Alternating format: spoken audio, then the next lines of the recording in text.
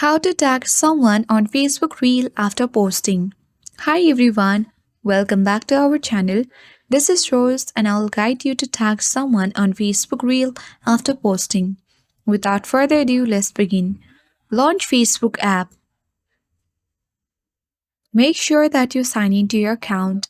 Tap menu icon at top right corner of your screen. Then select your profile at top of the screen. Now scroll down and here you will see the Reels option. If you do not get directly, you can easily select the reel you want to edit from your profile section. So tap the three dots at top right corner of the screen. And here you will see the option to edit reel. Simply select edit post. Then at the bottom of the screen, you can easily find tag icon. Select that and you can tag the user. Now come back and then you can easily save it by the help of the save button at top right corner of the screen. So note that the edit reel feature may not be available in all the regions.